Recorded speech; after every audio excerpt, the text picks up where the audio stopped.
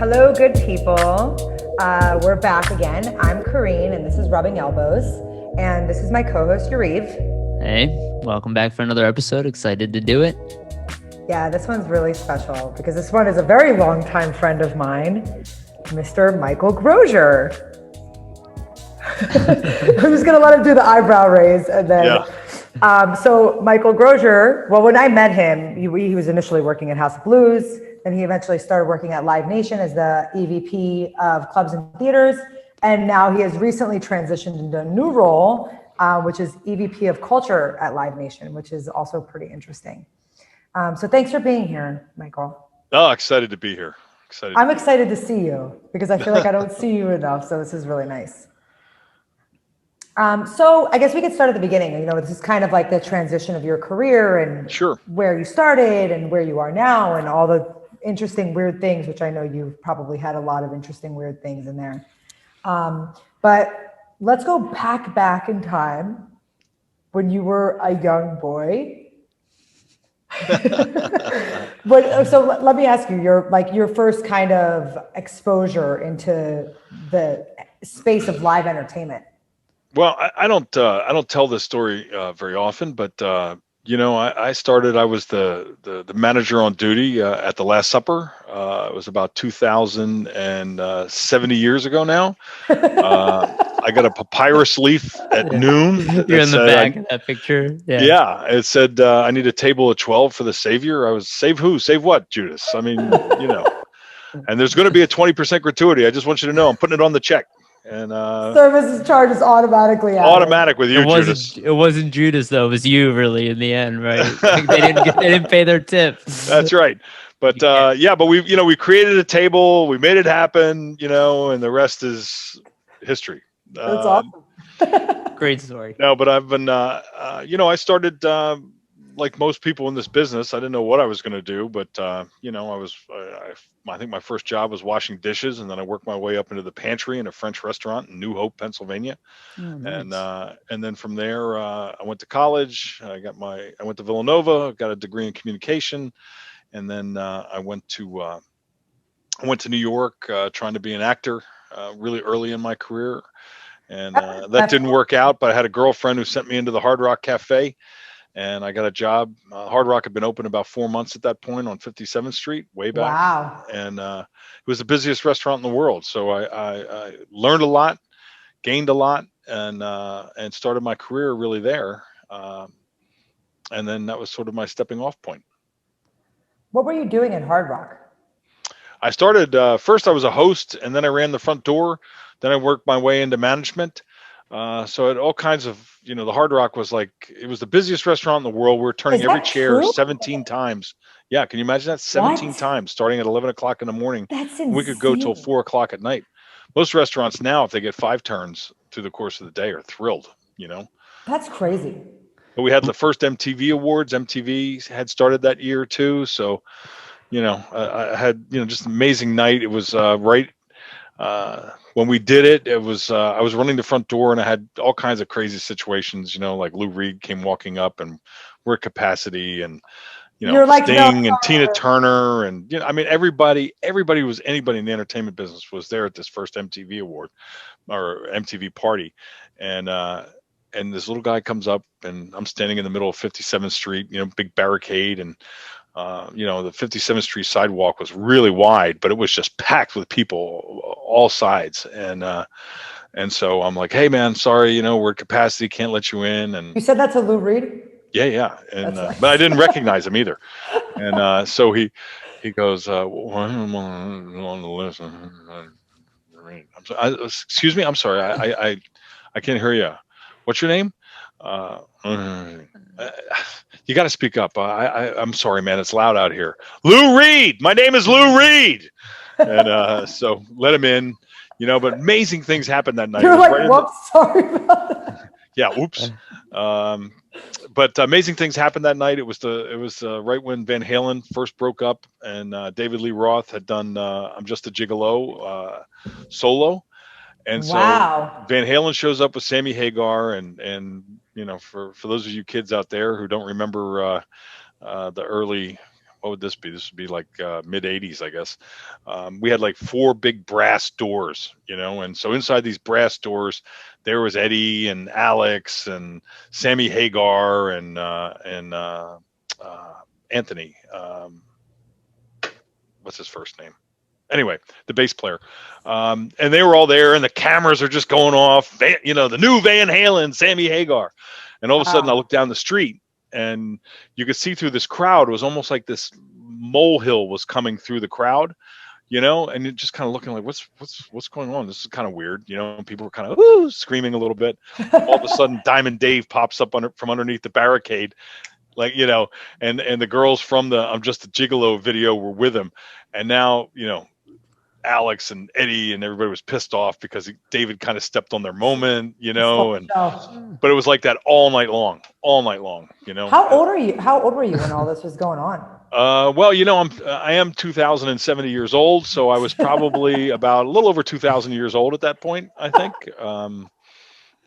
Okay. That must have been. No, I was late mid-20s, I think, mid-20s when I started there.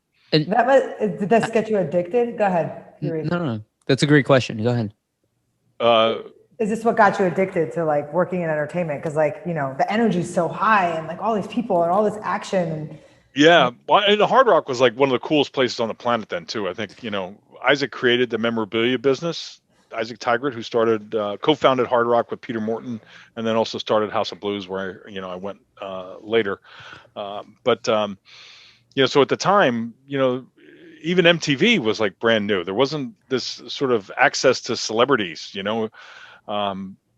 You guys won't remember this, but like Time Magazine had time, and there's only maybe, I don't know, maybe there's 20 magazines being published, you know, at the time, some number, whatever it was small, right? And the most popular section in Time Magazine was one page on people, you know. So as it related to celebrity and this sort of access to actors and artists, and it really didn't exist. There wasn't really a portal for all that. So they spun off people, right? They spun off people then, and people became what, you know, everybody knows it today, but it didn't exist. I don't know what the starting year of people was, but it was not far off of this sort of time. And so, so this idea that you could see Eddie Van Halen's guitar on a wall was like, that was cool because you only saw it in a video. That was the only time you saw it, or if you went to a concert. And so here it was. So all this memorabilia, which seems nowadays, it seems like, oh, really? You know, that's the best you can do is a pair of boots from somebody. Then it was like a really big, you know, it was really dramatic and a really cool thing to be a part of. So, so that kind of celebrity and that star power, you know, that was at the Hard Rock in those days was really extraordinary. I don't think that's what got me addicted. I like leading people. I like sort of the doing cool stuff. But when I say cool stuff, it's not like MTV parties. It's more like, hey, we just turned the restaurant 17 times today. That's amazing. Or we just sold, you know, $30,000 worth of T-shirts. That's really cool. You know, that's the kind of stuff that was really kind of inspiring to me.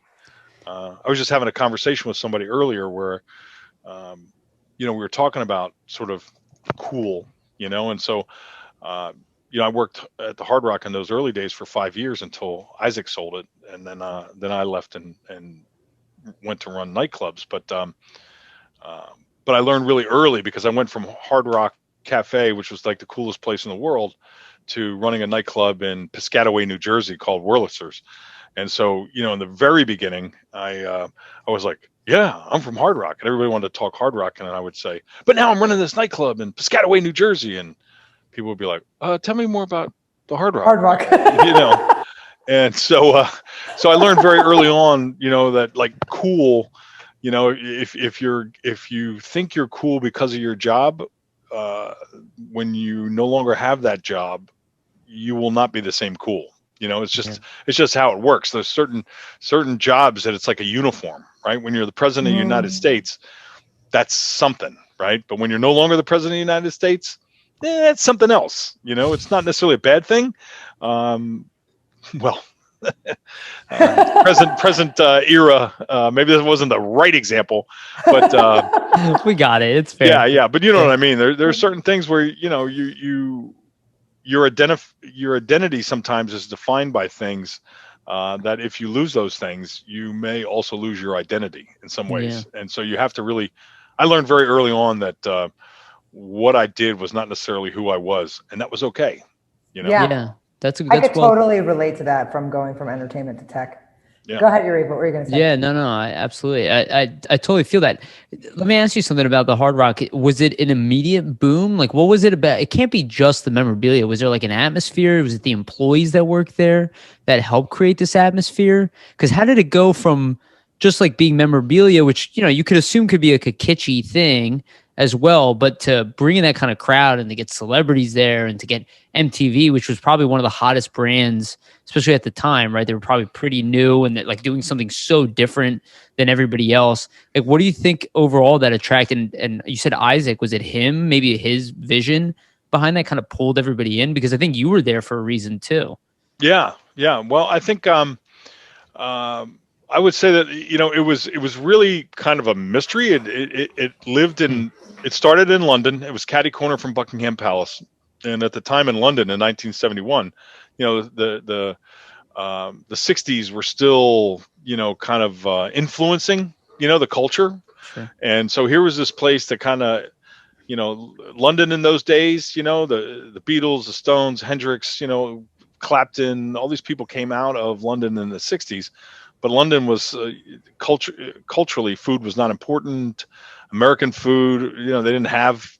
American culture was becoming very popular, but there's nothing that represented it. And so Isaac and Peter Morton opened this little burger stand, milkshake, beer, cheeseburgers. None of that existed in London. Rolling Rock beer did not exist in London before Hard Rock. And so all the musicians would gravitate there because they're playing loud rock and roll music. They're playing the music of their heroes. And the building actually was covered with American sort of pop culture. Isaac was from Tennessee, so there'd be like a Tennessee Volunteer, pendant, and Peter was from Chicago, so there was like maybe something from the Bears, and they had like a Bob's Big Boy in there, holding up a burger, and it was just sort of tchotchke stuff, right? And then one day, Eric Clapton, who'd been hanging out there, came in and gave Isaac a guitar and put it up on the wall. Isaac put it up on the wall because Clapton in those days, you drive around London, and you see people painting on the side of buildings, Clapton is God, and so it was like a big deal. Eric Clapton's guitar, wow. I mean, I think it's still a big deal. Yeah, and 8 days later, Isaac got a guitar case and he opened it up, and there was a note on this guitar that said, "Mine's as good as his is, Pete Townsend."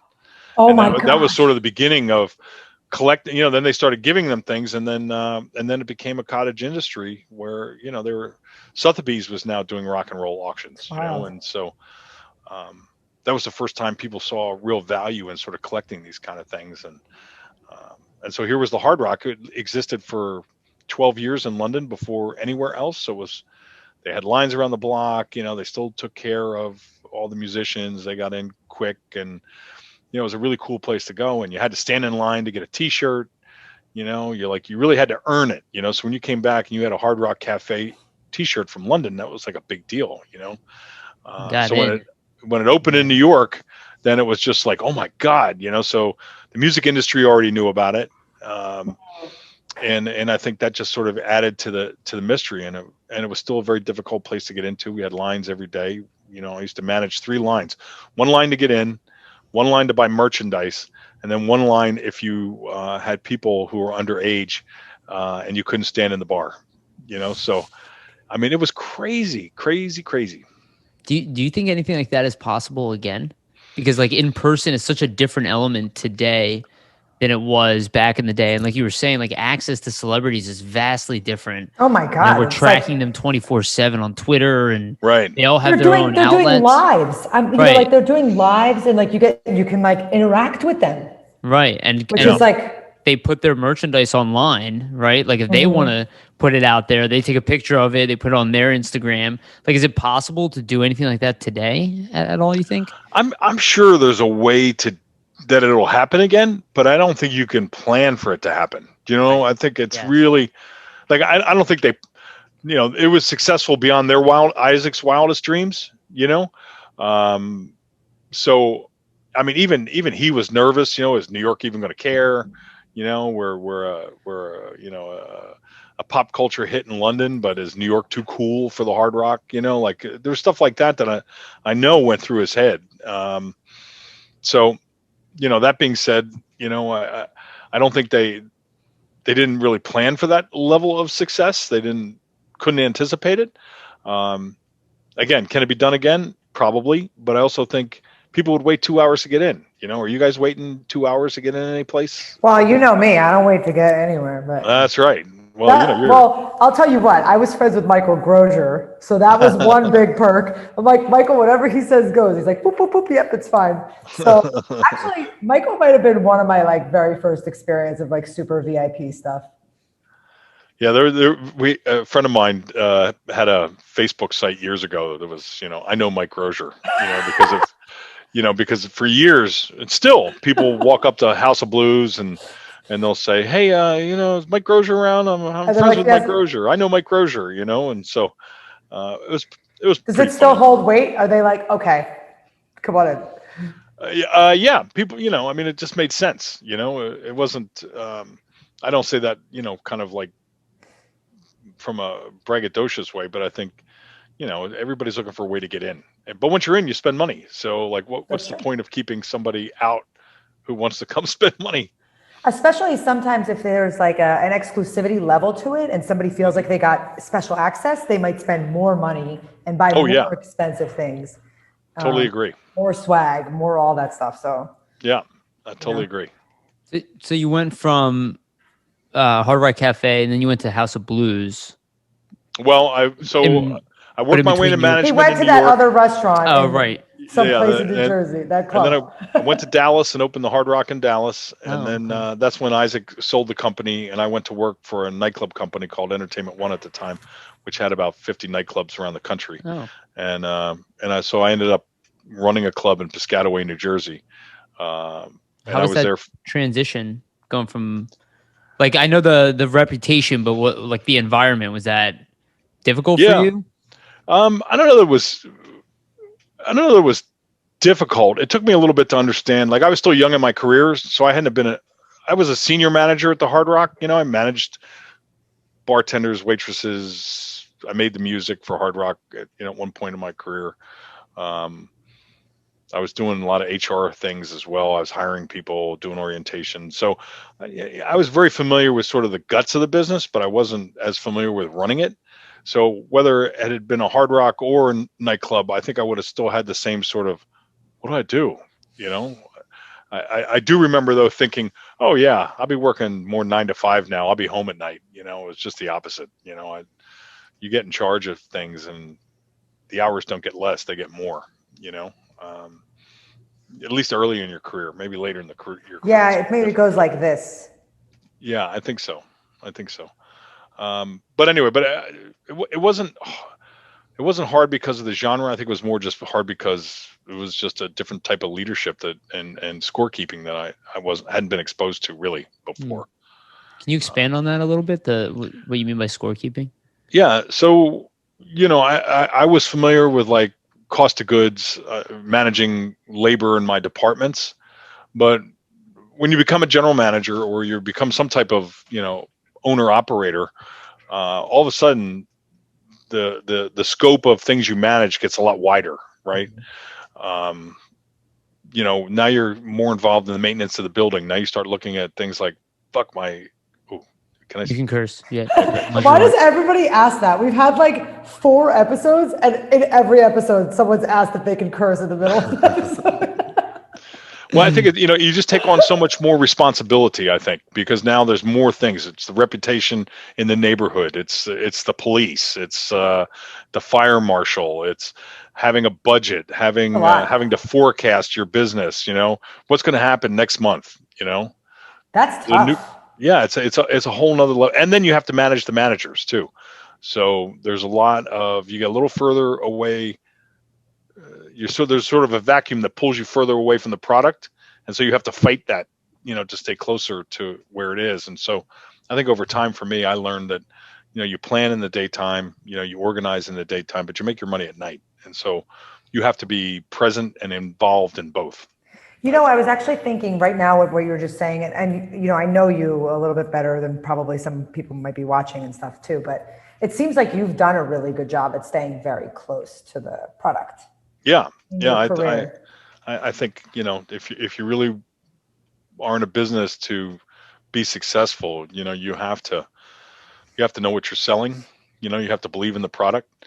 And you better know your product, and you better love your product, and also I think you have to show people how to use the product. I think there's a lot of times, whether it's makeup or hair care products or toothbrushes or, you name it. If you assume that people are just going to instinctively understand what you're trying to do and how to use it, you're going to be shockingly disappointed that people aren't, That's really interesting, actually. I find that absolutely true. How did you deal with that being in kind of like an environment where, one, you had probably a rolling customer base, right? So you had return customers, but always new people as well.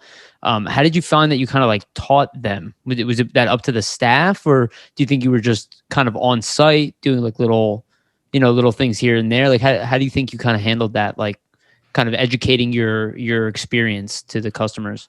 I think I'm a big believer in, one time's an accident, twice is a trend, just as a sort of fundamental. And if you're doing something more than once, it should look like you do it all the time.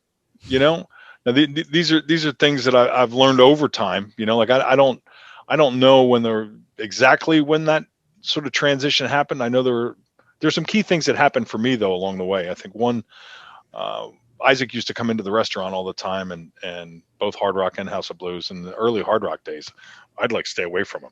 I was Why? a young manager, and I was afraid, and and I had this sort of weird idea in my head that I wanted him to get the real experience, not something that I manufactured.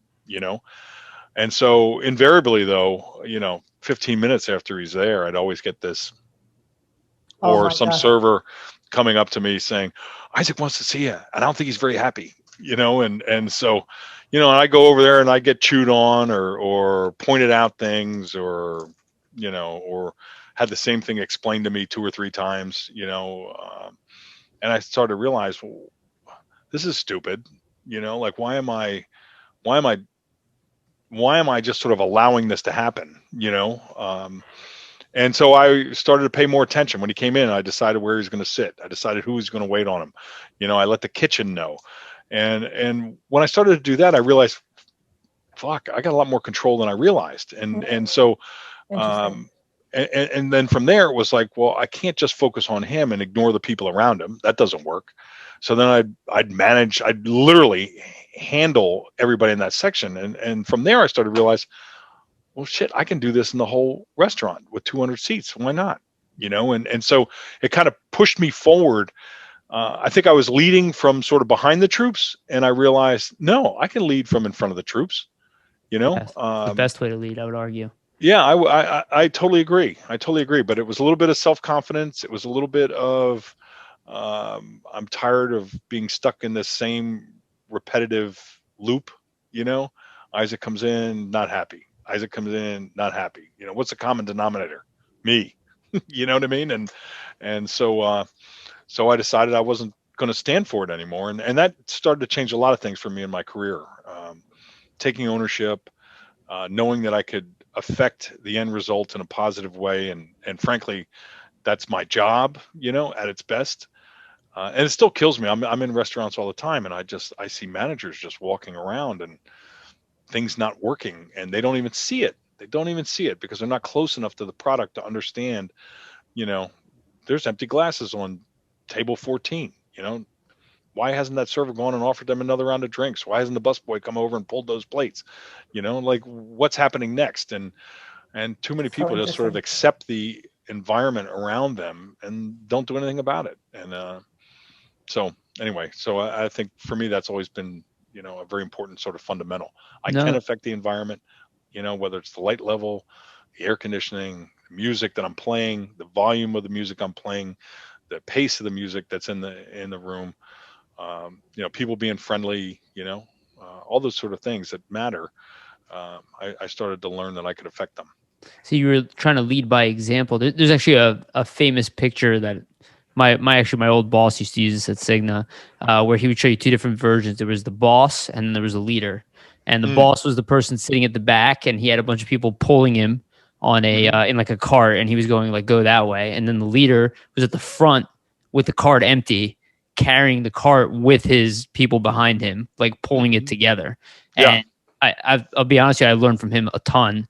And that definitely is true. Like if you're in the front, right, leading with everybody else, you will get a considerably different experience than you will be. One, your people will follow you. They'll start replicating your same sense of attention to detail, right? They won't feel like you're looking over their shoulder. You feel more like you have their back. So did you feel like a change in your staff as well when you started doing that? Like the people, kind of working underneath you?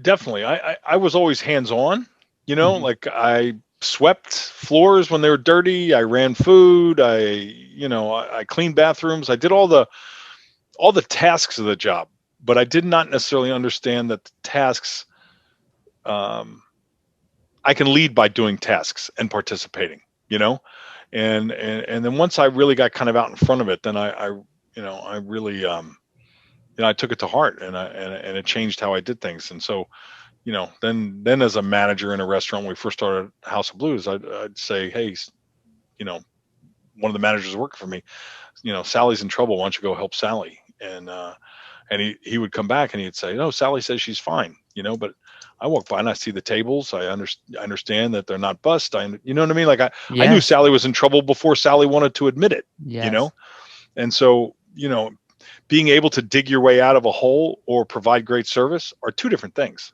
and absolutely. And service is a team sport. Yeah. Oh, I love that. And I think you were looking for him more to take action, right? Not to go and ask and get the validity of saying, hey, you don't need to work. It's more of, no, like you should be able to look at her, observe where she needs support, and just kind of work around her because you're actually a level above her. So you're supposed to know her role really well. And you're supposed to just kind of fill in the gaps in between and make sure she looks great at what she's doing, right? That's kind of the theory behind that. And not only make sure she looks great, but make sure the people she's waiting on are having a great experience. Right, exactly. At the end of the day, and I think, people want contact too. I think it's even better. I think it's even better when multiple people sort of interact with a customer at the table in a meaningful way, not in a stupid way. Don't walk up and say, "How's everything?"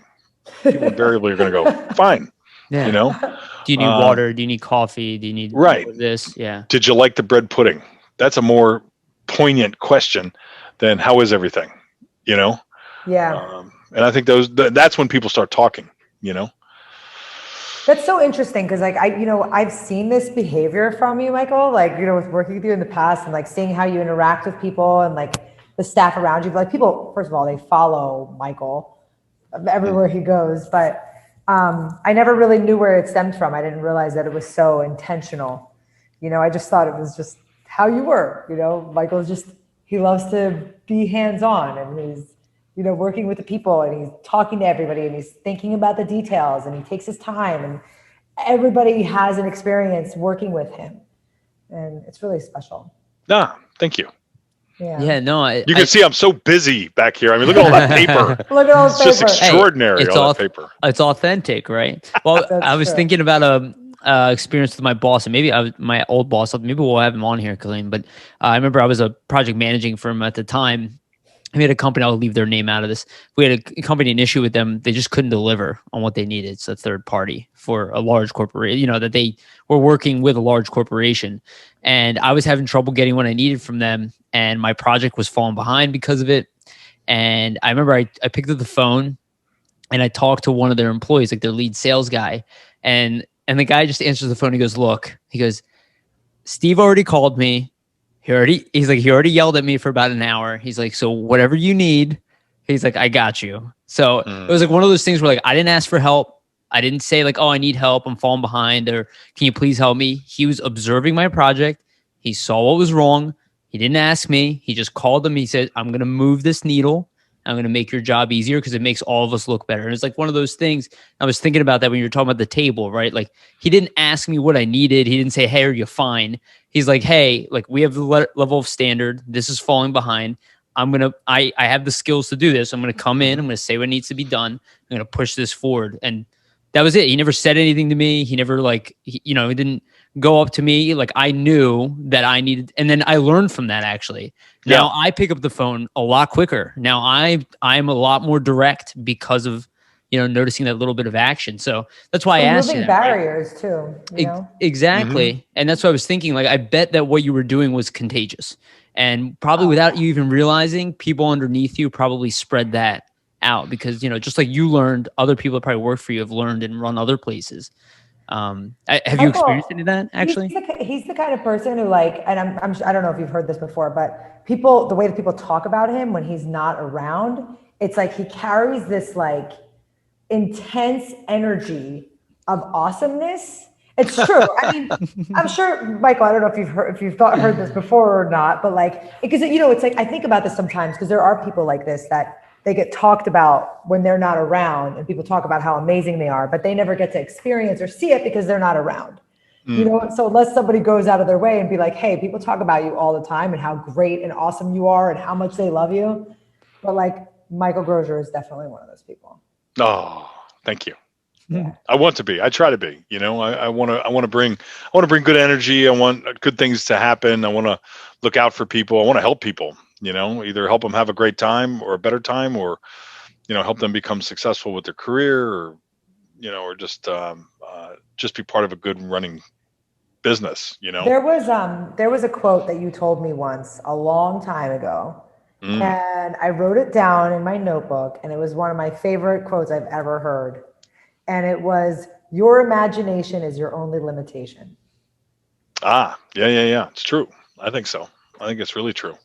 I feel like most of my career now in my own mind, I'm following my own sort of big bang, I'm just chasing a bigger universe. I think for any leader in whatever kind of business it is, I always like the Michelangelo, the man in the circle, I can't remember exactly what that's called, but I always feel like, when you're really great at running something and leading something, your whole objective is to keep your bubble big. A lot of people let the job sort of shrink to them, and sort of not trap them, but, it's like you're at your best when you're pushing all the boundaries simultaneously, when you don't want the job or the business or the idea to get smaller. You want it to be bigger, and I think good leaders constantly try to push the boundaries on what's excellent, where am I going, where's the business going, how do I do better, what is better, that whole sort of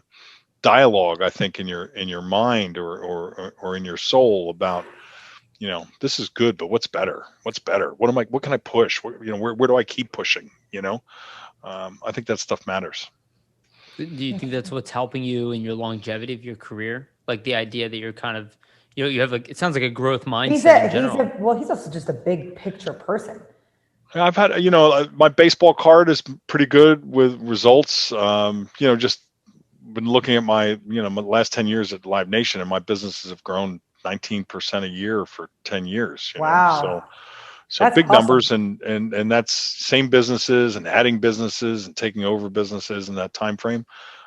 So, I'm pretty proud of that, as you can imagine. But I also, it's like, just because you did it last year doesn't mean it's going to happen next year.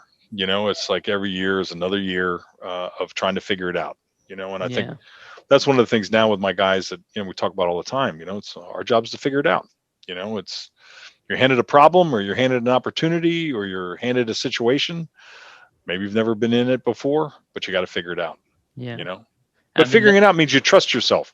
Figuring it out also means that you have the confidence to at least make a decision, right? So which is I think very at difficult. its core, I think I try to teach my people give them confidence and teach them competence. And I think those two sort of play off of each other.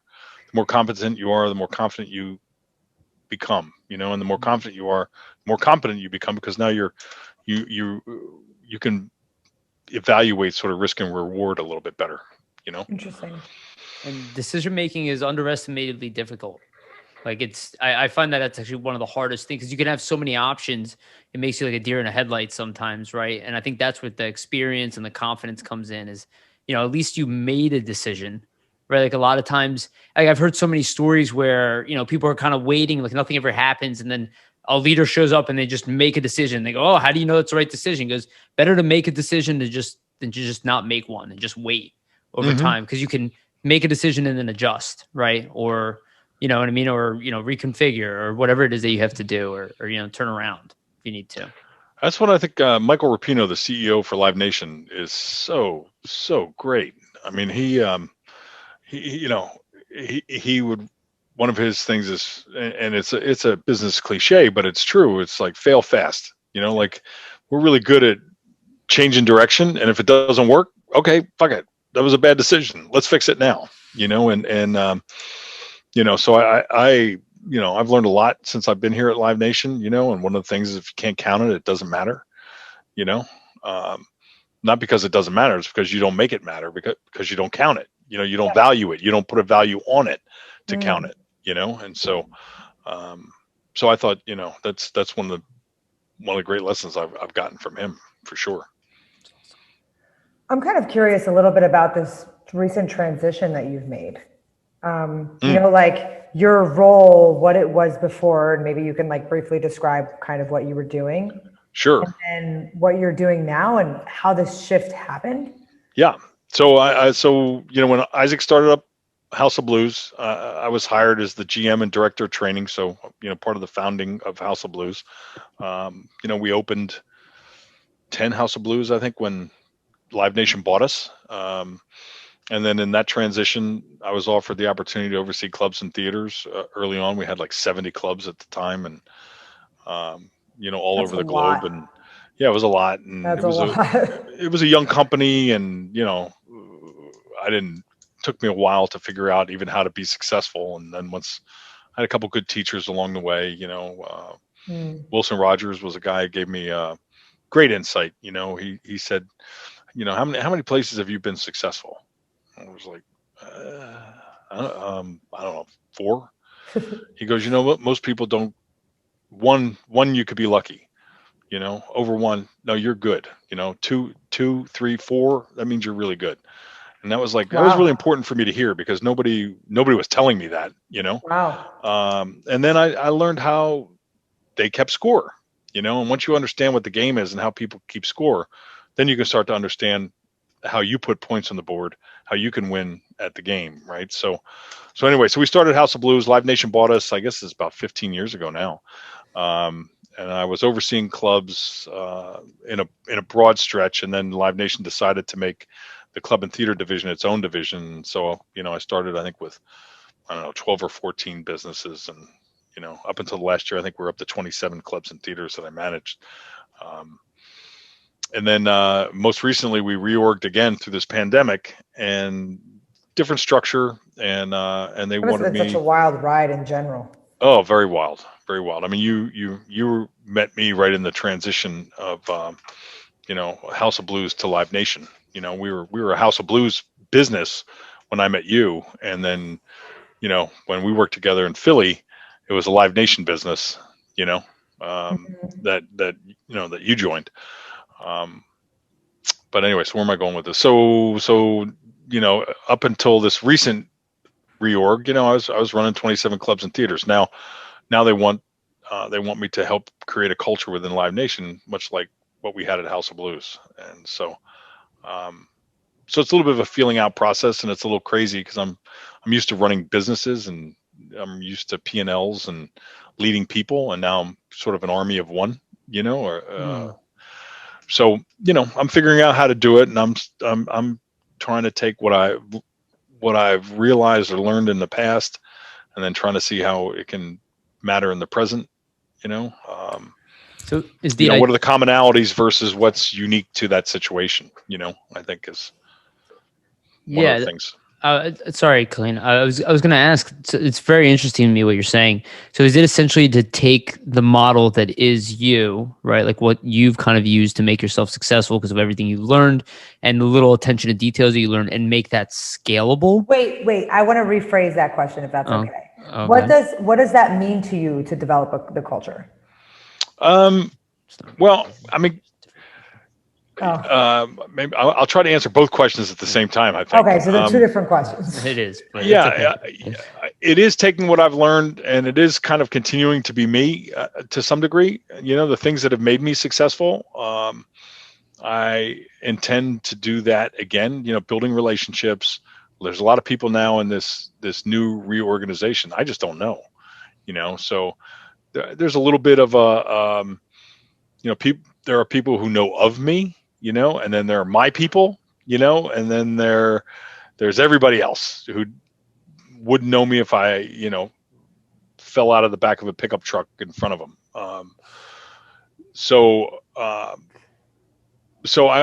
think there are some fundamentals to what I do that I think have helped me build this culture. Some of the things that Karin was talking about earlier, I do pay attention. I meet people, I tell stories.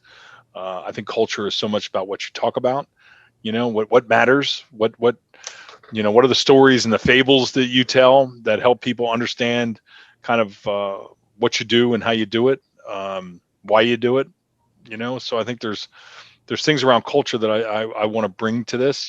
My group, we had a culture, some of the things I would do with my guys every year, we some of our meetings, it would always be, okay, what's your elevator speech today about, who you are and what you do? If you get in the elevator with Michael Rapino at Live Nation, you've got 6 floors to tell your story. What are you going to say? So I'd put my folks on the spot and make them think of, have something to fall back on should those opportunities present themselves.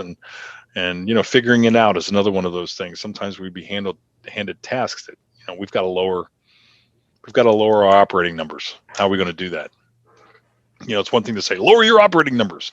It's another thing to go, okay, well, what are the common denominators of these numbers? How do I affect it without losing anything? And from a service perspective, and you start breaking it into smaller pieces, and then you can affect it, I think, in a meaningful way, not just, don't staff 10 people on this next show. It's like, okay, what the hell did that do? It saved you money, but what was your plan? What was the purpose behind doing that? I think people need to know what the purpose is, what the reason is. Your motivation should not be in the dark. It should be pretty transparent, for what you're trying to accomplish. And you should be able to celebrate people when they get it right, when they do it well. I think celebrating success is really, really important. Don't assign blame. I think a lot of times people get into a situation where something goes wrong, and they want to start pointing the finger at somebody for why it went wrong. Well, okay, we got a problem. Let's not waste any time pointing our fingers. Let's actually solve the problem right now, and then let's go back and look at the process. That ended up with this result. Something was wrong with the process. Yeah, because you don't want people to be scared to fail too within right. your right, because then they won't take risks. They won't stand up in those moments where maybe they do have a great idea, know, because they'll be like, oh, well, last time I threw the person on the bus, so I'm gonna kind of keep my head down. I think that's a big thing. So, how do you find is the best way to reward people internally? I think to acknowledge them. I think really to acknowledge what just happened, in a positive way. Even if some things went wrong, but the end result was great. Let's talk about it. It was really great that we did this, and this. This part wasn't so good. We got to tighten that up or fix that or rethink that. But the sum total of these 3 things is fantastic. And good job, Sally. Good job, Bill. Whoever. You figured it out. That was a tough situation. And, how did you get those 3 things together? Because I think also teaching people sort of not how to think, but how to utilize, I think, their own innate skills and talent. It just matters. Like, I didn't know I was a creative person. I thought I was a goofy person. I thought I had a flitty imagination growing up, and I thought I was more like Michael Keaton in Night Shift. We're going to take a tuna and we're going to take mayonnaise and we're going to put them together. We're going to force feed that tuna and we're going to have a tuna fish sandwich. It's like that to me. I was like, that's crazy. But that was something that would rattle around in my head, and I don't know. I think there's a lot of things that happen over the course of your career if you're paying attention. I think Matthew McConaughey said it really well in his book, Green Light. I don't know if you've heard it, but I really recommend that. And especially if you can listen to the audio version where he narrates. Yep. I mean, he's an actor, right? So, he takes his life story and then he acts it out, within his own book. And it was extraordinary. And so when you start looking backwards on your life, you sometimes, or even while you're in the middle of it, you start to see patterns, you identify things that work. You also see mistakes you make, mistakes other people make, and you go, I'm not going to do that. That's not good, or I didn't like what that meant to me, so I'll never do that to somebody else. And you start to collect those things, and they begin to shape you, how you think, how you act, Yeah, we're definitely creatures of habits and patterns. Like one thing I've realized about myself lately is I grew up building Legos when I was like 2 years old. Always been a thing. And I work in IT and product development now. And I realized something over the past couple of years that I actually do the exact same thing today that I've always done. I literally do the same pattern over and over again. So when I was a kid, I would get these like Lego packages, right? The biggest ones I could find. I'd follow the instructions to a T.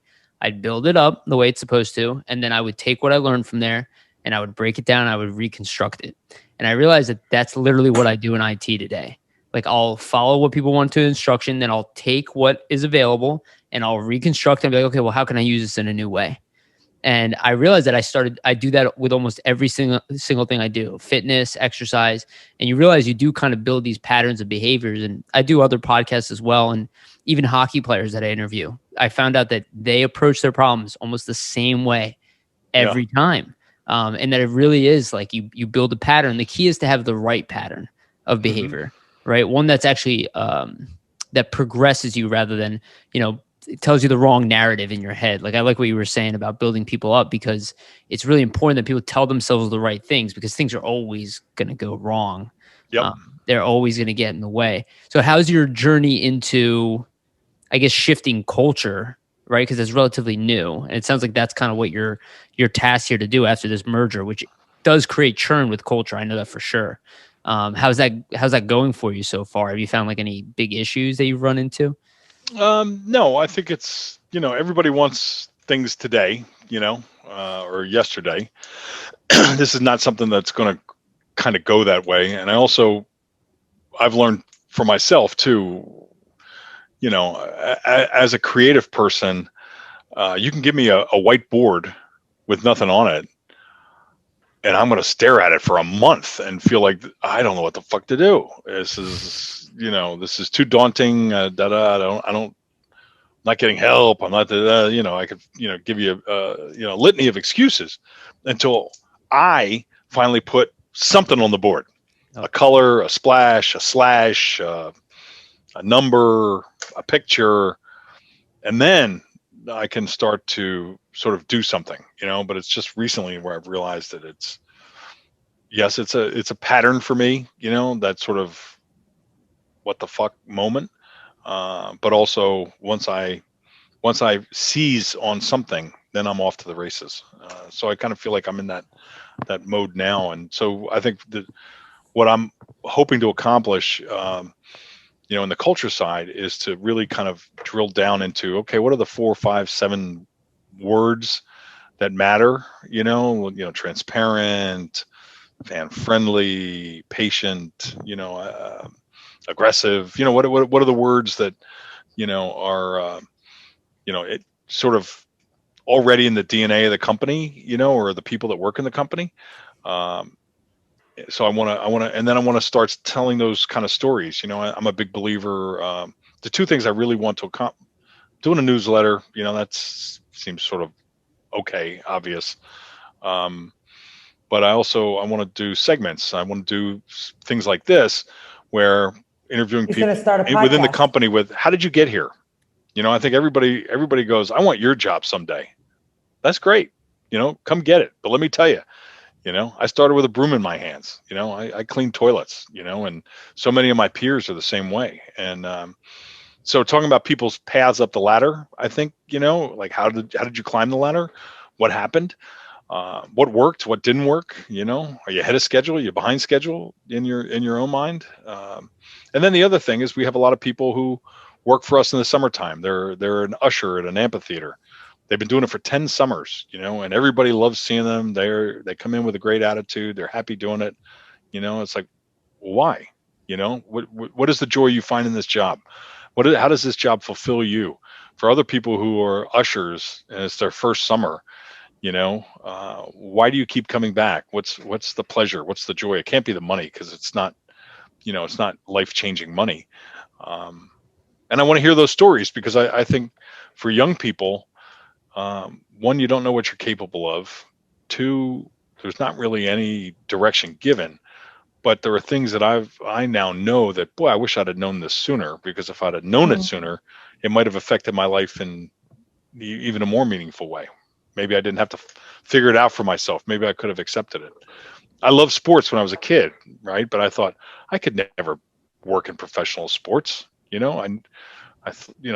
Like most kids, I had a moment where I thought maybe, yeah, if I keep lifting weights and, and I keep working, that I can do this. And then it was like, you start to get at a certain age, you go, no, I'm not tall enough, or I'm not thick enough, or I'm not whatever.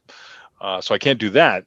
But I could have, got into coaching. I could have got into the front office. I could have done a million things, but I didn't think that I could do it.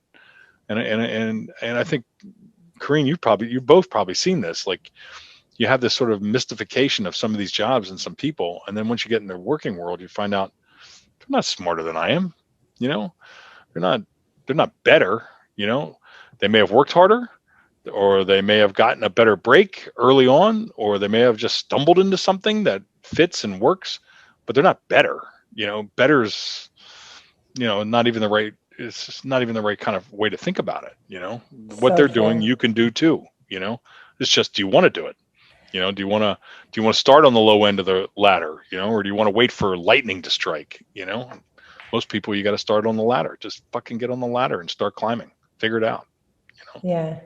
There's the author Mark Manson. He has the book The Art of Not Giving a Fuck, which is a pretty popular book. But he has something called the Do Something Principle, and his thing is that motivation is not real. That it's not a real thing. You're not actually going to get motivated and start something. He's like, you actually just do something, and that's where the motivation comes, right? So even what you were talking about, the blank sheet, right, or the blank whiteboard. Thank you. You literally have to start to actually gain momentum. Like, you're never going to get anything just waiting for genius to strike. Yep. Genius is within you, and it comes through failing early, failing fast. Typically, just like, okay, I wrote one thing down. It's kind of stupid. Let me write another thing. Okay, well, that's actually all right. And then you go again, and then you go again, and then kind of get in the zone of like, rhythm. I think I just read something just, I don't know, this week, and they, for people who have a hard time starting on some projects, or feel like they're either procrastinating, or they're stopped up and they can't quite figure out, or they're having writer's block or whatever, just do it for 5 minutes. Tell yourself, let me just take 5 minutes at this, and if you're not happy with how it's going or where it's going at the end of 5 minutes, then go on and do something else. But if you happen to catch some momentum and you're starting to feel it, then you keep going. And I thought, wow, that's a really genius way to sort of conquer either procrastination or the mental sort of, the logs get all jammed up and you can't seem to get anything moving. I thought it was a great tip. Absolutely. And it goes back to that foxhole comment that you made earlier, right? Most people are too scared to fail. Yep. A lot of times there's already like a fear of like, they're like, well, I don't want to be the one, because public speaking is the number one fear, which is insane to me. Really? It's number one fear in America, I'm pretty sure. Not for the three of us. Yeah, well, exactly. I mean, but it is kind of a thing. But I actually used to have a fear of it, but I was a lead singer of a band, and I screwed up a lot on stage. And then I realized like most people didn't notice, and that was kind of what kind of got me past being shy, was kind of just be going through the effects of it and just doing it. And that's really the only way through it, a lot of ways.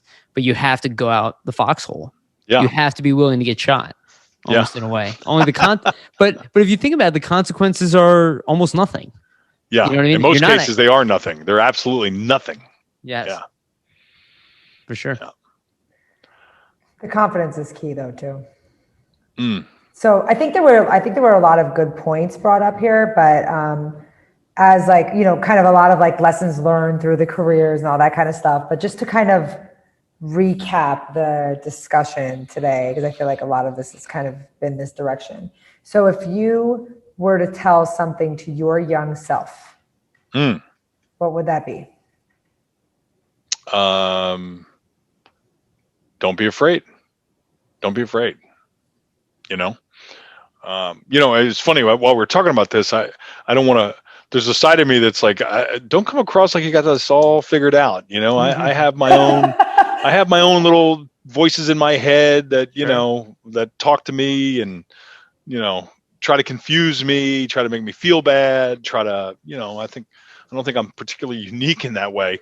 I'd say 80% of the time I'm really good at just tuning it out and not giving a fuck to the, you know, ode to the author you mentioned earlier. But there's still 20% of the time where I'm laying in bed at night and my mind is just spinning, you know, with some combination of ideas. You know, sometimes I'll lay in bed and I'll just feel like my whole mind is like Orville Redenbacher popcorn or Jiffy Pop. You know, it's just sitting there inside this thing going poof, poof, poof, poof, poof, poof, poof, poof.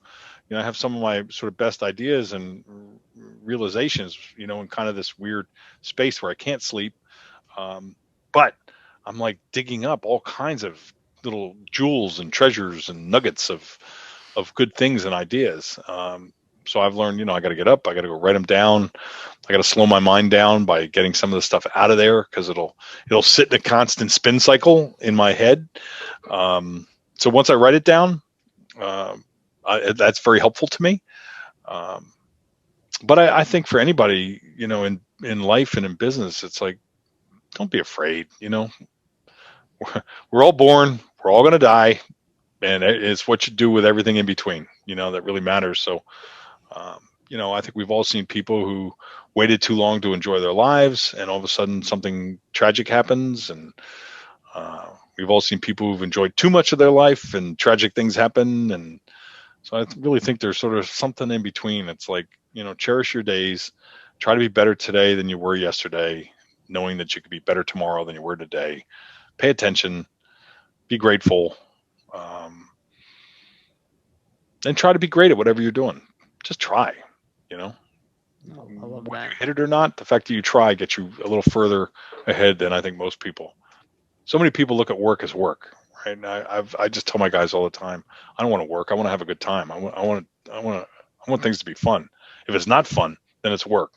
So, you know, I feel like I've been very grateful and I've been very lucky in that I've been able to do things that I love to do. I love entertaining. I love to be entertained. I love to laugh. I love to eat. I love to drink. Like to hang out. Love people. You know, like to run a business. Right, like to lead people. I like theater. So I get all that stuff. Team sports. I get it all right in this stuff that I'm doing right now. But I think I might be like that if I was selling shoes too. You know, I'd find the way to, you know, pumps or flats. You know what I mean? Like, find a way to enjoy it. I think. I hope. It's funny. Don't get me into the wedges talk. You're even those. No, yeah.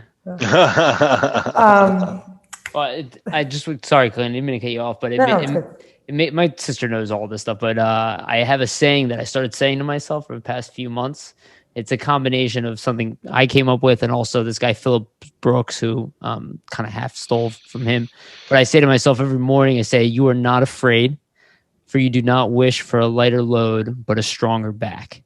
I say that to myself every day. I love the that. idea is to like remove the fear and know that like go for more and don't ask for things to get easier. Just ask to be stronger type of thing. Because life gets more difficult. And if you actually want more, you know, you have to have the strength to carry it kind of. So that's great.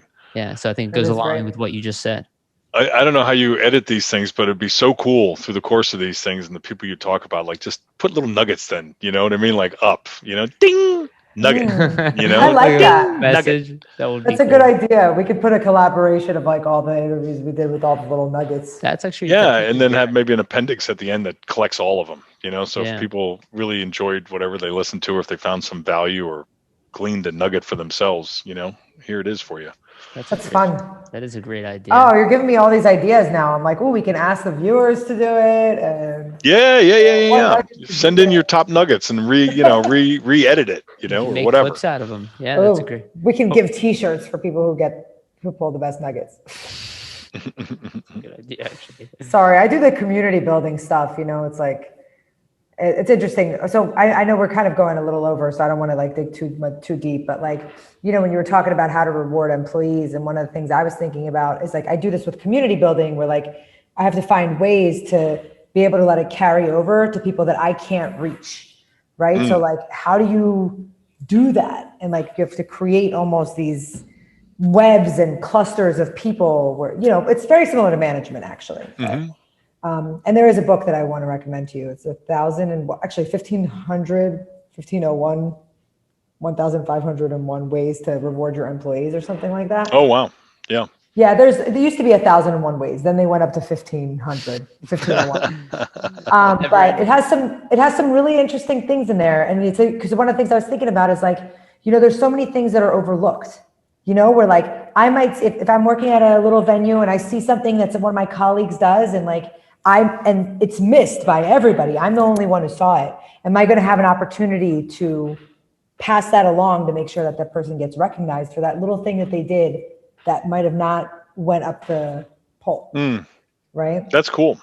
Yeah. That's cool. So it's almost like empowering the people to be able to empower one another. But I got a lot of that I got from that book, the 1,001 Ways to Reward Your Employees. So this is called rubbing elbows. So yeah. So why rubbing elbows? And then, you know, do we fit in what terms of what we did? Did it fit in terms of what you guys are doing? Or initially I was supposed to be like networking and making friends in entertainment and technology industries, and like how you got to where you are, like, you know, through the people that you know and resources and that kind of thing. That was the initial idea. But we did a couple episodes and we kind of let the conversation flow, and it was just good. So now it's just, you know, we just talk with great people and just see where it goes. I also have another podcast called Always Level Up, which has a lot to do with like self-improvement. So it's probably my personality being injected. That's definitely true. Show. My brother was also the one who convinced me to start this. You know, he's like, oh, we should do a podcast together. And I was like, okay. And then, you know, he made it easy because he already knows how to do all the things. So, you know, it kind of helped. I just like find awesome guests, and then he does a lot of the other work on the back end, and it's cool. I like it. He's also like kind of like my personal development coach also. So. Yeah, there you go. There you go. Great. I'm really keep it in the family. Yeah.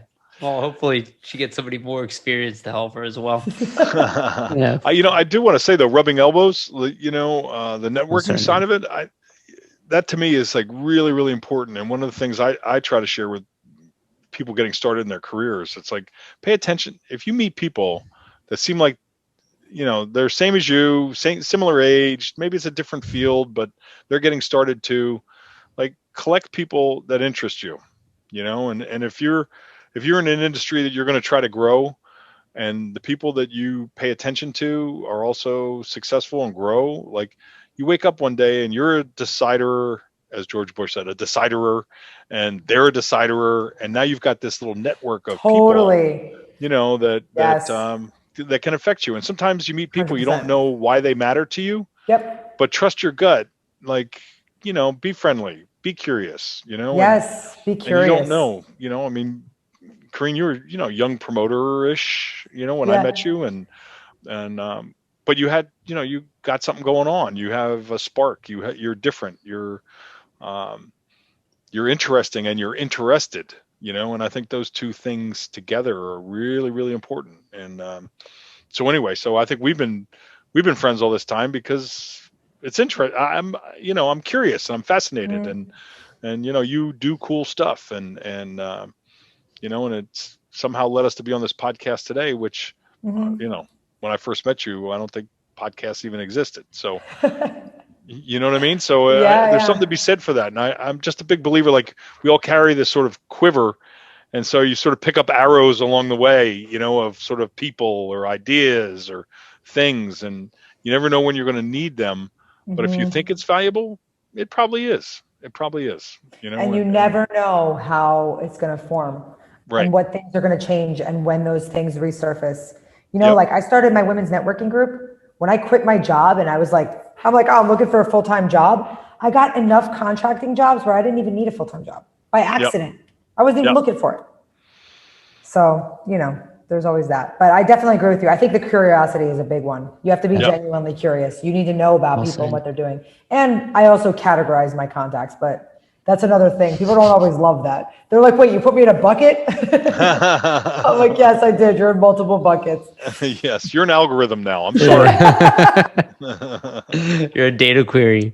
Yes. Funny. Oh my goodness. All right. Well, this is thank great. you, Michael. Yeah. Hey, I really enjoyed it. You know, talk to you guys anytime, and happy to help. And, you know, if it mattered, happy to do it again. Awesome. Yeah, this was great. Honestly, you had some great insights in there, and I'm like working on something at work, and I'm like, I might take some of those like things that you mentioned, and like, applicable, I'm trying to build out this design and innovation group within a company that doesn't really have it, and I'm trying to make it scalable, right? So I have to find a way to make it spread on its own, like kind of viral a little bit. So I have to lead the charge and do it by example. Right. So I'm going to be in the front end of all this stuff, but I also wanted to, you know, I want people to be engaged and kind of, you know, open up and become themselves and like take hold of this and like learn that they can do it themselves. And, you know, I love what you said there. You're like, oh, I never thought I was an artist. And then I realized like I am. And it's funny, but I see that in everybody and how many people I talk to that tell me that they're not. And then I talk to them for 5 minutes and then all of a sudden they have all these great ideas. I'm like, what are you talking about? Oh, you know? Yeah. Where have you been? You know, I think that's the other thing too in leadership. You know, you got to get people talking. You have to ask questions and make people, you know, sort of say what they believe. You know, even if it's not what you want them to say, you have to hear it, because you can't understand who they are or how they think until they actually commit to something. And, you know, being on calls with people, 8, 10, 12 people, 20 people, you know, I'd call my folks, you know, I what do you think, Tom? You know, you've been in this situation before. How did you know, what do you do? And I think that's where people kind of get out of the box of being shy. Like you can be on a Zoom call with 40 people and nobody speaks, right? Like, you know, they're afraid to put themselves out, afraid to come out of the foxhole, right? And show themselves. And manage a community of software engineers. Trust me.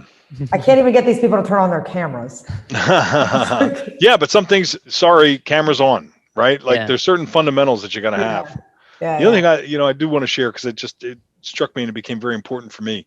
When I was in the nightclub business, I actually had a boss who had just read about Edward Demings, who was the guy that after World War II taught quality control to Japan, you know, as part of the whole MacArthur, whatever the transition was in those days. And so the book was like, I don't know, 500 pages, but the thing that really stuck out to me was the end result. The end product is 100% result of the quality of your process, you know? So if your process is only 70% good, you're going to have a 30% failure, product waste, lack of success, whatever. So when you start thinking about that, then it really isn't, on a certain level, it's not really about the people, it's about the process, you know, and whether it's the process for training or the process for scorekeeping or the process of communication, you know, it all comes back to the process. And so, so although in Philly, our trust the process is sort of a, you know, it's a mixed bag, I think, especially with another second round exit from the playoffs. But but that being said, you know, it really is kind of think about, and if you're in business and you are keeping score on the quality of the work you're getting, if you're not satisfied with it, look at how you put it together to try to get this result, you know, and what do you need to tweak, pay more attention to, get rid of, what doesn't matter that you thought mattered, you know, things like that, you know, I think are really important. Well said. Yeah. For sure. Michael, thank you so much. Really, this is awesome. And I'm happy to see you. And, it's like, I'm like learning things. I was like, oh, I didn't know that that's why Michael does these things. So it's really cool. Thank you. Well, it's nice to meet your brother, and it's certainly great to be on this with both of you. And, excited to see where you go next. Yeah, me too. Good luck in this new, venture experience thing. It sounds like it's going to be a fun one. I hope so. Knock on wood. Yeah. I feel like you're the best person to do it. So that's what everybody says. Now I have to prove it. That's what everybody in the company is like. No Oh, pressure. you're the best guy for this job. No pressure, right? Yeah. Thanks so much. I mean, sometimes people see things that we don't see about ourselves, That's really true. That is really true. Nice.